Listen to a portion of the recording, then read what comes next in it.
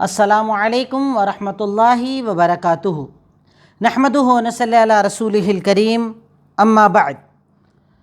اعوذ باللہ من الشیطان الرجیم، بسم اللہ الرحمن الرحیم۔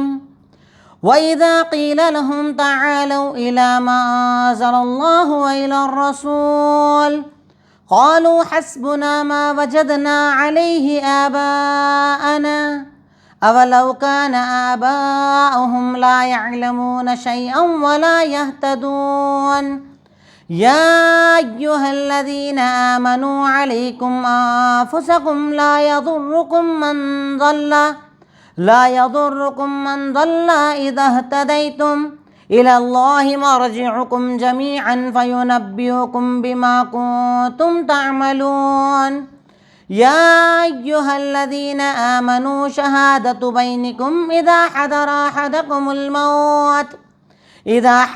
أحدكم الموت حين الوصية اثنان ذوى عدل منكم أو آخران من غيركم إن أنتم ضربتم في الأرض فأصابتكم مصيبة الموت تحبسونهما من بعد الصلاة فيقسمان بالله إن ارتبتم لا نشتري به ثمنا ولو كان ذا قربى ولا نكتم شهادة الله إنا إذا لمن الآثمين فإن عثر على أنهما استحقا إثما فآخران يقومان مقامهما من الذين استحق عليهم الأوليان فيقسمان بالله لشهادتنا حق من شهادتهما وما اعتدينا إنا إذا لمن الظالمين ذلك أدنى أن يأتوا بالشهادة على وجهها أو يخافوا أن ترد أيمان بعد أيمانهم واتقوا الله واسمعوا والله لا يهدي القوم الفاسقين۔ الحمدللہ، تدبر قرآن کی آج ہماری کلاس نمبر 129 ہے، جس میں سورہ مائدہ کی آیت نمبر 104 سے 108 میں نے آپ کے سامنے تلاوت کی، 104 سے 108۔ سب سے پہلے آج کی آیات کا ترجمہ۔ اب اللہ رب العالمین یہاں پر یہود و نصارہ کا بھی تذکرہ کر چکا ہے، کفار کا بھی تذکرہ کر چکا ہے۔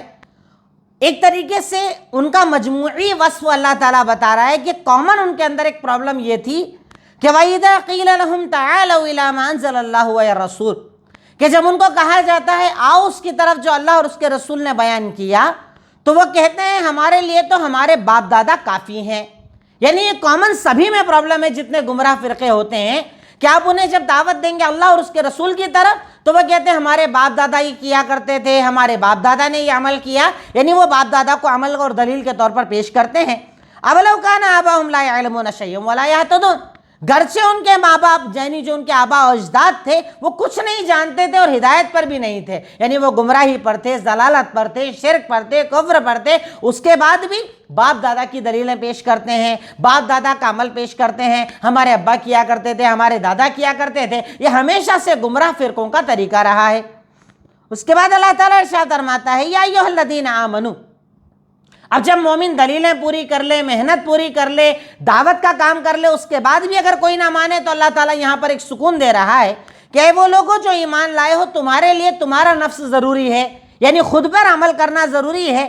جو گمراہ ہو گیا اس سے کوئی فرق تمہیں پڑنے والا نہیں اگر تم ہدایت دیے گئے ہو یا تم ہدایت پر ہو، یعنی اگر تم نے سمجھا دیا اس کے بعد بھی وہ نہیں مان رہا ہے تو اس کا گمراہ ہونا تمہیں تکلیف نہیں دے گا۔ تمہیں اپنی ہدایت کی فکر کرنا ہے، اپنے آپ کی، اپنے آخرت کی فکر کرنا ہے۔ اِلَى اللَّهِ مَرْجِعُكُمْ جَمِيعًا، تم سب کو اللہ کی طرف لوٹ کر جانا ہے اور پھر وہ تمہیں خبر دے گا تمہارے عمل کی، یعنی اللہ کی طرف جب تم لوٹائے جاؤ گے، اللہ کی طرف جب تم جاؤ گے تو اللہ رب العالمین تمہیں بتائے گا کہ تمہارے عمل کیا تھے، تمہاری نیکیاں کتنی تھی، تمہاری بدی کتنی تھی۔ اللہ تعالیٰ تمہارے سامنے تمہارے سارے اعمال کو کھول دے گا۔ اب اس کے بعد اللہ تعالیٰ ایک بڑا اہم مسئلہ وصیت کا بتا رہا ہے کہ وصیت کیسے کی جائے اور وصیت کے لیے کتنے گواہ رکھے جائیں۔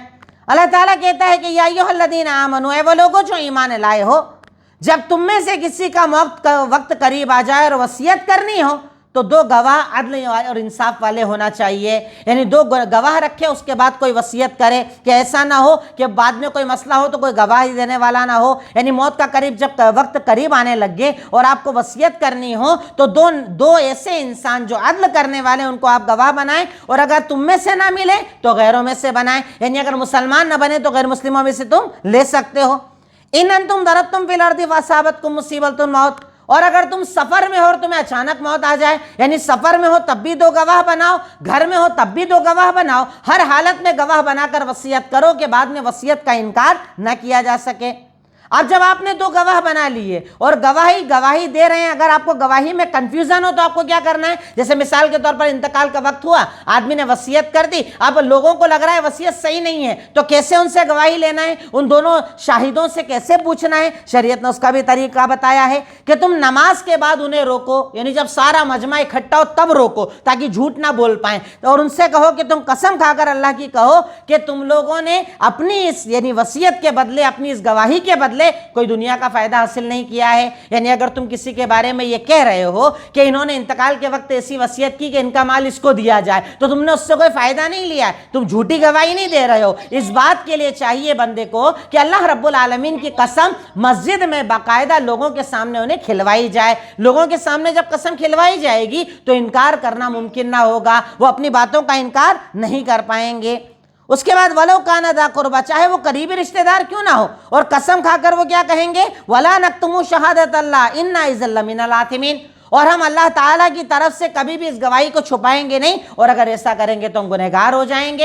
यानी एक आदमी ने दो लोगों को गवाह बनाया, उसका इंतकाल हो गया, अब ये गवाही दे रहे हैं, अगर आपको शक लग रहा है आप मस्जिद में खड़े होकर उनसे कसम खिलवाओ कि आप कसम खाकर बोलो कि आप सच बात बोल रहे हो, आपने अपनी वसीयत या जो ये बात बताई इसके लिए कोई दुनियावी फायदा हासिल नहीं किया है, और अगर ऐसा किया होगा तो आप गुनहगार होगे। यानी बाकायदा मजमे में उन्हें कसम खिलाओ ताकि वसीयत गलत ना हो, ताकि माल किसी का किसी के पास गलत तरीके से ना चला जाए।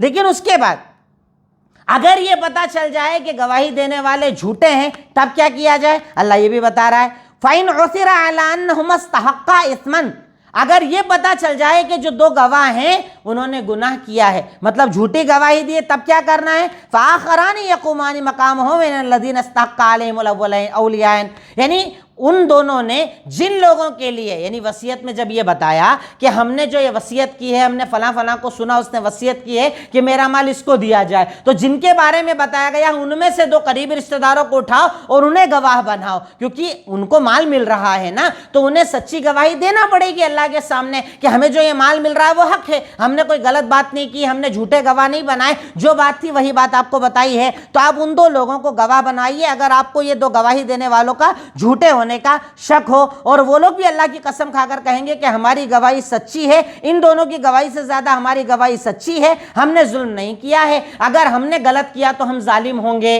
समझ रहे हैं आप बात को, यानी वसीयत करना हो तो पहले दो गवाह बनाओ। अब गवाह आकर बता रहे हैं कि हमने फला फला को सुना, उन्होंने इनके नाम वसीयत की है, अब आपको मानना है, कसम खिलवा के मान लीजिए, और अगर आपको लग रहा है झूठ बोल रहे हैं तब आपको क्या करना है, जिनके लिए उन्होंने वसीयत के बारे में बताया उनको ही गवाह बना लीजिए आप, कि तुम अल्लाह की कसम खाकर बोलो कि जो इन्होंने बोला है वह सच बोला है, ये गलत नहीं बोला है, तो इसके जरिए मामला बहुत ज्यादा क्लियर हो जाएगा। अल्लाह ताला कहता है ज़ालिका अदना यातू बिश्शहादा, अब अगर तुम इसे अल्लाह के नाम से कस्में खिलाओगे, खड़े करके मस्जिदों में कस्में खिलाओगे, तो इससे बहुत मुमकिन है कि वो लोग झूठी बात नहीं बोलेंगे, क्योंकि वो डरेंगे कि कहीं ऐसा ना हो हमारी कस्में हमारे मुंह पर मार दी जाए कि हम अल्लाह की कसम खा खा कर बातें कर रहे हैं, अगर झूठ बोलेंगे तो अल्लाह ताला हमसे सवाल करेगा, ये कस्में हमारे मुंह पर मार दी जाएगी तो हमारे लिए झूठी कसम गुनाह बन जाएगी। उसके बाद अल्लाह ताला एंड में कहता है वत्तकुल्लाह वस्मऊ, अल्लाह से डरो और सुनो। अल्लाह ताला फासिकों को हिदायत नहीं देता है, अल्लाह ताला हिदायत देता है ईमान वालों को, अल्लाह ताला हिदायत देता है डरने वालों को। तो कहीं ना कहीं आज की आयतें थोड़ी सी टिपिकल है समझने के अंदर, पर बुनियादी तौर पर आप इतना खाका अपने दिमाग में रखें कि अगर आपको करना है वसीयत तो दो गवाह बनाओ, घर में रहो, सफर में रहो, कहीं भी दो गवाह बनाओ। अब इन गवाहों का काम है ये आकर मजमे में सबको बताएंगे कि उनने वसीयत की, हमने सुना कि हमारा माल इसको दिया जाए। अब अगर सुनने वालों को शक हो, मस्जिद में कसम खिलाकर वो गवाही ले सकते हैं। अब अगर ये पता चल जाए कि दोनों गवाह झूठे हैं तब क्या करना पड़ेगा, जिसके नाम वसीयत बताई गई है उनमें से दो गवाह बनाओ कि आपको जो ये माल मिला है सच मिला है कि नहीं मिला है, सही मिला है कि नहीं मिला है। वो भी अल्लाह की कसम खाकर बोलेंगे कि हम सच्चे हैं, हमारी गवाही सच्ची है, और अगर झूठे हैं तो हम जालिमों में से इन्हें अल्लाह ताला हमें अजाब दे। तो इस جس کے ذریعے اللہ تعالیٰ چاہتا ہے کہ وصیت کا معاملہ مضبوط ہو جائے، وصیت میں کوئی کسی پر ظلم نہ کرے، غلط طریقے سے کوئی کسی کا مال نہ کھائے، اس لیے اللہ تعالیٰ نے وصیت کا یا یہ شرطوں کا یا قسموں کا یہ پورا سسٹم اللہ رب العالمین نے بنایا ہے۔ اب اس کے بعد آج کی آیتوں میں آئے ہوئے مشکل الفاظ، تعالو کم ٹو، آؤ، حسبنا sufficient for us، ہمارے لیے کافی ہے، حسبنا ہمارے لیے کافی ہے، وجدنا we found ہم نے پایا، ہم نے یہ بات پائی، اہتدیتم you have been guided، تمہیں باقاعدہ راستہ دکھایا گیا، تمہیں ہدایت دی گئی ہے، مرجعکم your return، تمہاری پہنچنے کی جگہ، تمہارے واپس آنے کی جگہ، شہادت ٹیسٹمونی، گواہی، گواہی جو انسان اس وقت میں جا کر دے گا، حضرا اپروچز، تمہیں پہنچے، تمہیں اپروچ کرے، تم تک آئے، ضربتم ٹریولنگ، سفر کرنا، ٹریولنگ کرنا، سفر کرنا، مصیبہ ڈیزاسٹر، کوئی تکلیف، کوئی پریشانی، اور یہاں مصیبت سے مراد موت ہے، اصابتکم اسٹرائکس یو، تم تک آئے، کوئی مصیبت تم تک آئے، مصیبت تم تک پہنچے، تحبسونہما ڈیٹین دیم، تم انہیں پکڑو، تم انہیں روکو، تم ان سے گواہی لو، عثرا اٹ از فاؤنڈ، اگر پایا جائے، اگر ایسا پایا جائے کہ یہ گواہ جھوٹے ہیں، اگر گواہوں کا جھوٹ تمہیں پتہ چل جائے، اگر گواہوں کا جھوٹا ہونا تمہیں پتہ چل جائے، عثرا مطلب اٹ از فاؤنڈ، تمہیں ایسا مل جائے۔ اب یہ تو ہوئے مشکل الفاظ، ترجمہ اور تلاوت۔ اب اس کے بعد تدبر، آج کی آیتوں پر ہم نے کیا غور کیا، آج کی آیتوں سے ہمیں کیا سمجھ میں آیا؟ نمبر 1، گمراہی کا سب سے بڑا سبب ہے قرآن و حدیث کو چھوڑ کر آبا اور اجداد کی باتوں کو ماننا۔ اللہ تعالیٰ نے قرآن کی ان آیتوں میں گمراہی کا سب سے بڑا سبب، سب سے بڑا ریزن بتا دیا ہے کہ قرآن و حدیث کو چھوڑ کر ہمارے ابا، ہمارے دادا، ہمارے بزرگ، ان کی باتوں کو لیا جائے۔ یہ گمراہی تک لے جاتا ہے انسان کو۔ اور ایسا نہیں کہ اللہ تعالیٰ نے قرآن میں ایک جگہ، اس کے علاوہ بھی کئی جگہ اللہ کے نبی نے کفار مکہ سے جب بات کی تب، حضرت نوح نے اپنی قوم سے بات کی تب، جب بھی نبیوں نے دلیلوں کو رکھا، ہمیشہ جو آپ کے منکرین تھے انہوں نے یہی کہا، اِنَّا وَجَدْنَا آبَانَا، ہم نے اپنے باپ دادا کو پایا، وہ بت پرستی کرتے تھے، ہمارے باپ دادا ایسا کرتے تھے، ہمارے باپ دادا ایسا کرتے تھے۔ یعنی یہ پتا چلا کہ گمراہی کا سب سے بڑا سبب قرآن و سنت کو چھوڑ کر باپ دادا کے راستوں پر چلنا ہے۔ اگر وہ باپ دادا قرآن و سنت سے ہٹے ہوئے ہیں اور آپ ان کا راستہ اختیار کریں گے تو آپ کے لیے یہ گمراہی کا ذریعہ بن جائے گا، آپ کو راہ حق سے ہٹانے کا یہ وجہ اور ذریعہ بن جائے گا۔ نمبر 2، ایک بڑی اہم بات یہ پتا چلی کہ باپ دادا ہمیشہ صحیح نہیں ہوتے، باپ دادا غلط بھی ہو سکتے ہیں۔ ہمارے لوگ سمجھتے ہیں نا، ابا غلط ہوں گے کیا، دادا غلط ہوں گے کیا، ہمارے بزرگ غلط ہوں گے کیا، ابا دادا غلط ہو سکتے ہیں، اور ایسی کئی مثالیں ہیں۔ اب سوچئے نا، اللہ کے نبی صلی اللہ علیہ وسلم کو جب اللہ تعالیٰ نے کہا کہ اللہ کی عبادت کرو، اگر آپ کہتے تھے کہ ہمارے ابا تو یہ نہیں کرتے تھے، ہمارے دادا تو نہیں کرتے تھے، ہمارے چاچا بھی یہ عمل نہیں کرتے ہیں، پر آپ نے کیا کہا؟ حق وہ ہے جو اللہ کہتا ہے، حق وہ نہیں ہے جو باپ دادا کہتے۔ تو یہاں پر ایک بڑی اہم بات یہ پتا چلی کہ باپ دادا ہمیشہ صحیح ہو یہ ضروری نہیں ہوتا، اسی لیے اللہ کے نبی نے باپ دادا کا راستہ چھوڑا، صحابہ کرام نے باپ دادا کا راستہ چھوڑا، گھروں کو چھوڑا، شہر چھوڑا، کاروبار چھوڑا، بیوی بچوں کو چھوڑا۔ کیوں؟ کیونکہ انہوں نے یہ بتایا کہ باپ دادا ہمیشہ صحیح نہیں ہوتے ہیں، باپ دادا غلط ہو سکتے ہیں، باپ دادا کی باتیں غلط ہو سکتی ہیں، حق وہ ہے جو اللہ تعالیٰ نے بتایا ہے، اس کے علاوہ کچھ بھی حق نہیں ہوگا۔ نمبر 3، کامیابی صرف قرآن و سنت کی پیروی میں ہے۔ بڑی عجیب بات اللہ تعالیٰ نے بتائی کہ اگر ہدایت چاہیے، ہدایت کا راستہ صرف قرآن و سنت ہے، تیسرا کوئی راستہ نہیں، تیسرا کوئی ذریعہ نہیں ہے، تیسری کوئی جگہ نہیں ہے کہ اگر آپ اسے اختیار کر لیں گے تو اللہ تعالیٰ آپ کو ہدایت دے گا۔ ہدایت کا راستہ صرف قرآن و سنت ہے، اگر قرآن و سنت ہے تو آپ ہدایت پر ہیں، ورنہ آپ ہدایت پر نہیں ہے۔ یہی تو وہ چیز ہے نا جس کے بارے میں اللہ کے نبی نے گارنٹی لی، اللہ تعالیٰ نے گارنٹی لی، اللہ کے نبی نے کہا کہ اگر یہ دو چیزیں تھامے رہو گے کبھی گمراہ نہ ہوگے، قرآن و سنت، یعنی قرآن و سنت کے علاوہ کوئی چیز گارنٹیڈ نہیں ہے۔ ہدایت اگر چاہیے تو قرآن و سنت کی پیروی کرنا ہوگی۔ قرآن و سنت ایک لوتا ایسا ذریعہ ہے کہ جس میں کوئی کمی نہیں ہے، کوئی غلط نہیں ہے، کوئی کوتاہی نہیں ہے۔ تو قرآن و سنت کو اپنی ہدایت کا ذریعہ بندہ مومن کو بنانا چاہیے۔ نمبر 4، دعوت مکمل ہونے کے بعد اگر کوئی قبول نہ کرے تو آپ کو گناہ نہیں ہوگا۔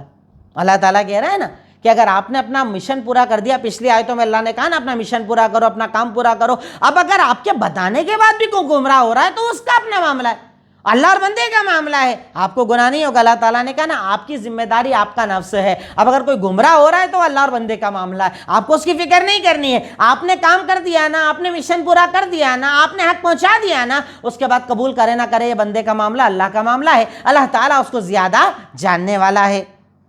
نمبر 5، انسان کی پہلی ذمہ داری خود اس کی ذات اور اس کا گھر ہے۔ اس پہ ہم لوگ بالکل عمل نہیں کرتے۔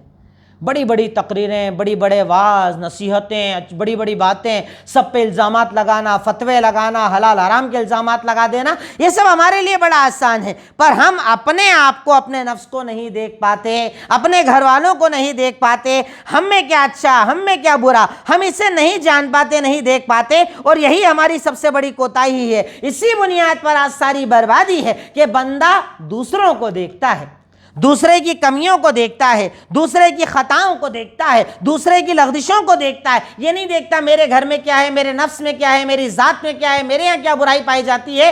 اگر ہر انسان اپنے آپ کی اصلاح سے آغاز کر لے تو یہ پورا سماج سدھر جائے، پر ہم لگے دوسروں کو سدھارنے میں، اپنی کمیاں ہمیں نظر نہیں آتی۔ اللہ کہہ رہا ہے سب سے پہلی ذمہ داری تجھ پر، تیرا نفس ہے، اپنے آپ پر کام کر، پہلے اپنے آپ پر کام کر۔ نمبر 6، اسلام میں ہر کام میں گواہوں کی اہمیت بتائی گئی ہے۔ بڑا دیکھیے نا اسلام کا نظام کتنا پیارا ہے کہ اسلام جھگڑے کے، لڑائی کے، فتنے کے سارے دروازوں کو بند کرتا ہے۔ ہر جگہ قرضہ لینا دینا ہے گواہ بناؤ، نکاح ہے گواہ بناؤ، طلاق ہے گواہ بناؤ، یہاں تک کہ وصیت ہے گواہ بناؤ، جائیداد تقسیم ہے گواہ بناؤ، ہر جگہ شریعت نے گواہ بنائے۔ کیوں؟ کیونکہ اگر ایک جھوٹ بولے گا، اگر جو صاحب معاملہ وہ جھوٹ بولے گا، پہلا گواہ بتائے گا، دوسرا گواہ بتائے گا، دو گواہ رکھے تاکہ جھگڑے نہ ہو، لڑائی نہ ہو، فتنے نہ ہو، پریشانیاں نہ ہو۔ شریعت نے ہر جگہ اسلام میں گواہوں کا تصور بتایا ہے۔ نمبر 7، دنیا کا سب سے بڑا جھگڑا مال ہے، اس لیے اس کی بڑی حفاظت کرنا چاہیے۔ سب سے بڑا جھگڑا ہی مال ہے۔ مال کی بنیاد پر بھائی بھائی سے بات نہیں کرتا، بہن بہن سے بات نہیں کرتی، تعلقات ٹوٹ جاتے ہیں، ماں باپ سے بچے دور، بچوں سے ماں باپ دور ہو جاتے ہیں۔ دنیا کا سب سے بڑا فتنہ مال ہی ہے، اور اسی لیے شریعت نے مال کے سلسلے میں زیادہ باتیں بتائی۔ قرضہ دو لو، ورنہ ہوتے ہیں نا قرضے میں جھگڑے ہو جاتے ہیں، لے کر بھول گیا، دے کر ادا نہیں کیا، کر رہے ہیں، ادا کرنے کے بعد سامنے والا نہیں مان رہا ہے، شریعت نے اسی لیے کہا ریٹرن میں بھی کرواؤ، گواہ بھی بنواؤ، تاکہ مال کا جھگڑا نہ ہو، کیونکہ اسلام کی نظر میں مال کا جھگڑا سب سے بڑا جھگڑا ہے، اور اس کی حفاظت بہت زیادہ لازم ہے کہ آپ جھگڑے سے بچیں، آپ لڑائی سے بچیں، اپنے آپ کو فساد سے، فتنوں سے محفوظ رکھیں۔ اللہ رب العالمین ہم تمام سے یہی بات چاہتا ہے۔ نمبر 8، موت سے پہلے وصیت کر دینا چاہیے تاکہ رشتہ داروں میں نفرت پیدا نہ ہو۔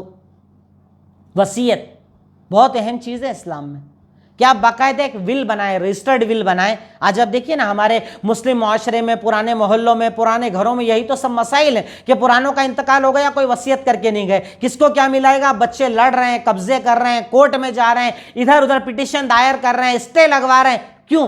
اس کی بنیادی وجہ ہے کہ جب مال تقسیم ہو تو اس کے لیے ماں باپ نے ذمہ داری کو نہیں اٹھایا اور وصیت نہیں کی۔ اب باقاعدہ ایک رجسٹرڈ ول کر دیں کہ ہمارا جو بھی مال ہے شریعت کے مطابق تقسیم کیا جائے گا، آپ کسی کو اسپیشل دینا چاہتے ہیں 33% تک آپ دے سکتے ہیں اپنے مال میں، اس سے زیادہ آپ نہیں دے سکتے، تو آپ باقاعدہ لکھیں کہ میرا اتنا حصہ اس مسجد کو دیا جائے، مدرسے کو دیا جائے، فلاں فلاں رشتہ دار کو دیا جائے۔ باقاعدہ آپ کی ول ہونا چاہیے، وصیت ہونا چاہیے۔ آپ جب کر دیں گے تو انشاءاللہ اختلافات کے راستے اس سے بند ہو جائیں گے، نفرت پیدا نہ ہوگی، رشتہ داروں میں، بھائیوں میں دوریاں کبھی بھی پیدا نہیں ہوگی۔ اس بات کا بھی بہت زیادہ ایک مومن کو لحاظ رکھنا چاہیے۔ نمبر 9، مومن کی صفت ہے کہ وہ عدل و انصاف کرتا ہے چاہے قریبی رشتہ داروں کا معاملہ کیوں نہ ہو. مومن کی صفت ہے کہ وہ عدل و انصاف کرتا ہے چاہے قریبی رشتہ داروں کا معاملہ کیوں نہ ہو. اللہ تعالیٰ کہہ رہا ہے نا، دو عدل و انصاف کرنے والے سچے لوگوں کو گواہ بناؤ، چاہے ان کے رشتہ داروں کے خلاف کیوں نہ بولنا پڑے وہ بولیں، اپنوں کے خلاف بولنا پڑے وہ بولیں، پر حق بولیں، جھوٹی گواہی نہ دیں، جھوٹی بات نہ کریں، خراب بات نہ کریں، غلط بات نہ کریں. یعنی اسلام میں اللہ تعالیٰ ہمیں یہ بات بتا رہا ہے کہ مومن کی صفت وہ ہے کہ وہ عادل ہو، انصاف کرنے والا ہو، حق کا فیصلہ کرنے والا ہو، حق بولنے والا ہو. اسی لیے تو اللہ کے نبی نے ایک مرتبہ، پہلے بھی آپ کو واقعہ بتا چکا ہوں کہ ایک مرتبہ ایک قریش کی بڑی عورت نے چوری کر لی. لوگ آئے، کہا اللہ کے نبی سے ذرا جا کر بات کرو. فاطمہ بڑے خاندان کی، ان کے بارے میں بات کرو، ان کا نام فاطمہ تھا. تو اللہ کے نبی نے کہا کہ سنو، تم مجھ سے سفارش کرنے آئے ہو، اگر اللہ کی قسم فاطمہ بنت محمد یعنی اگر میری بیٹی بھی چوری کر لے اور ثابت ہو جائے، میں اس کے ہاتھ کاٹنے کا حکم دوں گا. اسلام میں عدل چلتا ہے، اسلام میں انصاف چلتا ہے، رشتے تعلقات بنیادیں نہیں چلتی ہیں. نمبر 10، اگر کسی مسئلے میں اختلاف ہو تو اعلانیہ قسمیں کھلوائی جا سکتی ہے. یہ کوئی برائی والی بات نہیں ہے. اللہ کہہ رہا ہے مسجد میں روکو، نماز کے بعد روکو، اعلانیہ قسمیں کھلواؤ، پورے سماج کے سامنے قسمیں کھلواؤ. یعنی اگر کسی مسئلے میں اختلاف ہو گیا اور کوئی گواہی دے رہا ہے تو گواہ سے قسم کھلائی جا سکتی ہے، اعلان کے ساتھ قسم کھلائی جا سکتی ہے، سب کے سامنے قسمیں کھلائی جا سکتی ہے کہ میں اللہ کی قسم کھا کر کہہ رہا ہوں کہ ایسی وصیت ہوئی تھی، اور اگر میں ایسا کر رہا ہوں، اگر غلط بول رہا ہوں تو میں گنہگار ہوں، میں ظالم ہوں. جو جملے آپ نے دیکھے اوپر اللہ تعالیٰ نے استعمال کیے. تو اگر اختلاف ہو جائے تو قسم بھی اعلانیہ کھلائی جا سکتی ہے. نمبر 11، جب موت مصیبت ہے تو اس سے غفلت کتنی بڑی مصیبت ہے. اللہ تعالیٰ کہہ رہا ہے مصیبت الموت، موت نام کی مصیبت آ جائے. جب اللہ تعالیٰ موت کو مصیبت بتا رہا ہے تو موت تک کے جو حالات ہیں، موت کے وقت کی جو ہماری غفلت ہے، کہ آج ہم سب کو پتہ ہے مرنا ہے، 30 میں نہیں تو 40 میں، 50 میں، 60 میں، 70 تک تو کوئی جاتا ہی نہیں ہے، مرنا کنفرم ہے.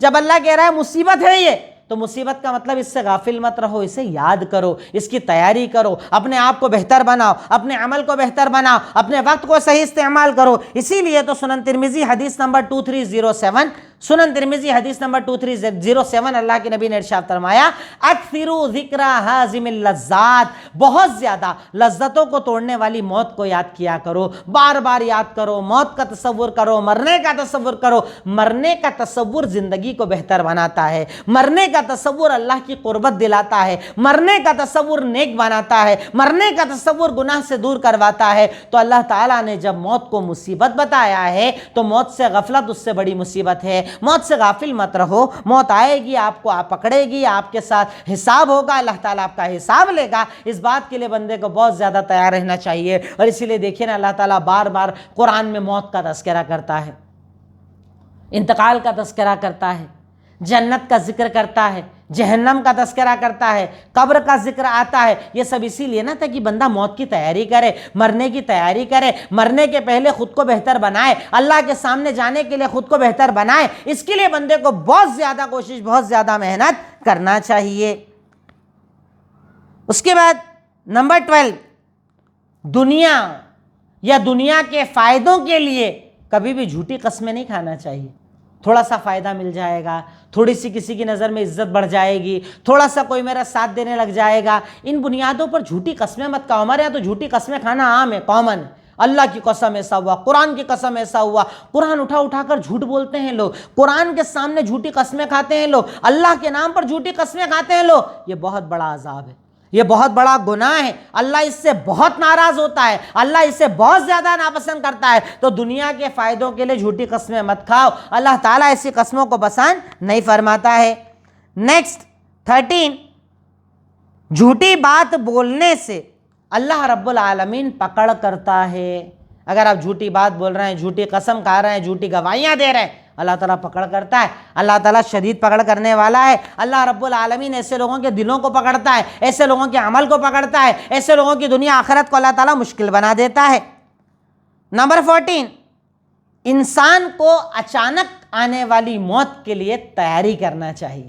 اللہ تعالیٰ اوپر کی آیتوں میں کیا بتا رہا ہے کہ تم سفر پر ہو اور موت آ جائے. اچانک موت آ جائے اس سے پہلے وصیت کرو. یعنی انسان کو اچانک آنے والی موت کے پہلے موت کی تیاری کر لینا چاہیے کہ میرا حساب کتاب کلیئر رہے, میرے قرضے میں نے ادا کر دیے ہوں, نہیں ادا نہ کیا ہو تو کم سے کم گواہ بنا لیا ہو, لکھ لیا ہو, میری جو وصیت میں نے لکھ لی ہو, میرے حساب کتاب, میرے معمولات, میری سب چیزیں میں نے سیٹ کر لی ہو, عبادتوں کی میں ادائیگی کرتا ہوں, حلال حرام پر میں باقی رہتا ہوں. ہر اعتبار سے اچانک کی موت کے لیے تیار رہو, کیونکہ جب اچانک کی موت آئے گی نا, بندہ مر جائے گا نا, اللہ کے سامنے جائے گا نا, تو خواہش کرے گا لو ان لنا کرۃ فنکون من المؤمنین, اللہ تعالیٰ ایک بار دنیا میں لوٹا دے, مومن بن کر آؤں گا. پر دنیا سے جب چلے گئے دوبارہ لوٹائے نہیں جاؤ گے, دنیا میں واپس نہیں آؤ گے. تو بندے کو چاہیے کہ وہ اچانک آنے والی موت کے لیے خود کو تیار رکھے, عمل کے اعتبار سے خود کو مضبوط بنا کر رکھے. نمبر 15, انسان کو جان بوجھ کر اگر جان بوجھ کر گناہ کرے تو اللہ تعالیٰ ہدایت کے راستے بند کر دیتا ہے. اگر جان بوجھ کر گناہ کیے جا رہا ہے, خطائیں کیے جا رہا ہے, غلطیاں کیا جا رہا ہے, تو اللہ تعالیٰ پھر ہدایت کے راستے بند کر دیتا ہے. اللہ تعالیٰ کہہ رہا ہے نا, لا یہدی القوم الفاسقین, اللہ تعالیٰ فاسقوں کو ہدایت نہیں دیتا ہے کہ وہ جم ہی گیا ہے, گناہ کیے چلے جا رہا ہے, معافی نہیں مانگ رہا ہے, توبہ ہی نہیں کر رہا ہے, ایسے لوگوں کے لیے اللہ تعالیٰ ہدایت کے راستوں کو بند کر دیتا ہے. اور میں کہتا ہوں اللہ کی قسم, اگر آپ کے دل میں رقت نہیں ہے نا, آپ کوئی گناہ کر رہے ہیں اس کے بعد بھی اللہ تعالیٰ کا ڈر آپ کے دل میں نہیں ہے نا, تو آپ کو رونا چاہیے, آپ کو گڑگڑانا چاہیے کہ اللہ تعالیٰ نے آپ کے دل کو اتنا سخت کر دیا ہے کہ اب آپ کو گناہ نظر نہیں آتا ہے, غلط نظر نہیں آتا ہے. اگر غلط نظر نہیں آ رہا ہے, اس کا مطلب اللہ تعالیٰ ناراض ہے آپ سے. اللہ تعالیٰ نے آپ کے دل کو اتنا زیادہ کڑک, اتنا زیادہ سخت کر دیا ہے کہ اب آپ کو گناہ نظر نہیں آتا. تو اس بندے کو, ہر بندے مومن کو اس بات سے ڈرنا چاہیے کہ میں اتنا گنہگار ہو جاؤں کہ اللہ تعالیٰ مجھ پر ہدایت کے راستوں کو بند کر دے, توبہ کے راستوں کو بند کر دے. اب ہمارا آخری پوائنٹ ہوتا ہے عمل, کہ آج کی آیتوں پر ہم نے کیا عمل کیا یا کیا ہم عمل کر سکتے ہیں. نمبر 1, لوگوں کو اور اپنے آپ کو اللہ کے عذاب سے بچنے کے طریقے بتاؤ. خود اپنے آپ کو بھی بتاؤ, اپنے نفس کو بتاؤ, اپنے جسم کو بتاؤ, کس سے اللہ کی ناراضگی جاتی ہے, کس سے اللہ کا عذاب جاتا ہے, کس سے عذاب قبر جاتا ہے. خود کو بھی اور لوگوں کو بھی ہدایت کا راستہ بتاؤ. 2, اگر اللہ نے طاقت دی ہے تو فوراً وصیت کرو, فوراً ول بناؤ, اس میں تاخیر مت کرو, انتظار مت کرو, موت کا, بیماری کا, بڑھاپے کا انتظار مت کرو, کیونکہ وقت جب آئے گا نا, اللہ تعالیٰ وقت دے, ضروری نہیں ہے آپ کو. نمبر 3, قرآن و سنت کو اپنی زندگی بناؤ. اللہ نے اسی میں ہدایت کو رکھا ہے, اسی میں دین کو رکھا ہے, اسی میں شریعت کو رکھا ہے, اللہ تعالیٰ نے اسی میں اپنی رضا کو رکھا ہے. تو بندہ مومن کو چاہیے کہ وہ اپنی زندگی قرآن و سنت کو بنائے. نیکسٹ, نمبر 4, ہمیشہ عدل و انصاف کی بات کرو. ہمیشہ جب تک اللہ نے زندگی دی ہے, عدل کی بات کرو, انصاف کی بات کرو. ظلم سے, حرام سے, غلط گواہی سے اپنے آپ کو بچاؤ, کیونکہ اللہ تعالیٰ غلط گواہی دینے والوں کو پسند نہیں فرماتا. اور آخری پوائنٹ ہے, اپنوں کے خلاف جانا پڑے تو بھی جاؤ, پر سچی گواہی دو.